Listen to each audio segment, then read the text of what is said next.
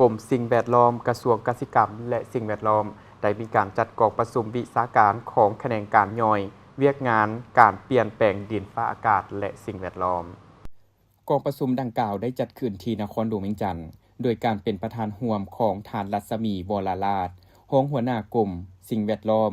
ท่านอาดัมสตาร์หัวหน้าหน่วยงานสิ่งแวดล้อมองค์การสหประชาชาติเพื่อการพัฒนา UNDP ประจำลาว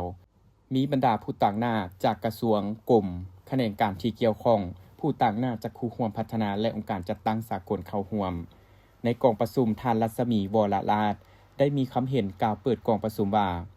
กองประชุมครั้งนี้แม้นจะได้ปรึกษาหารือและรับฟังการรายงานความคืบหน้าของการจัดตั้งปฏิบัติประกอบส่วนของแขนงการต่างๆที่นอนในโครงเขตการเปลี่ยนแปลงดินฟ้าอากาศและสิ่งแวดล้อมเข้าในการจัดตั้งปฏิบัติแผนพัฒนาเศรษฐกิจแห่งชาติฉบับที่9โดยเฉพาะแม่นบรรดาผลได้รับในแต่ละด้านและการปรับปรุงแผนพัฒนาเศรษฐกิจสังคมแห่งชาติฉบับที่10ยุทธศาสตร์การเปลี่ยนแปลงดินฟ้าอากาศระยะสั้นระยะยาวการแก้ไขปัญหาสิ่งท้าทายของแขนงการรวมทั้งแนวทางการพัฒนาในการปฏิบัติเวียกงานด้านการเปลี่ยนแปลงดินฟ้าอากาศในระยะสั้นและระยะยาว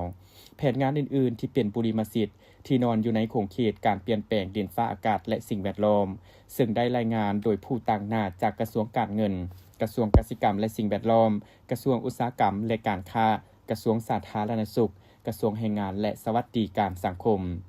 พร้อมนี้ที่ประชุมได้จัดเวทีสนทนาถามตอบเกี่ยวกับนโยบายที่เกี่ยวข้องกับการเปลี่ยนแปลงดินฟ้าอากาศภาคลดพรการปรับตัวที่เสื่อมสารกับบรรดายุทธศาสตร์การเปลี่ยนแปลงดินฟ้าอากาศต่างๆและแผนพัฒนาเศรษฐกิจสังคมฉบับที่9และ10ตื่มอีก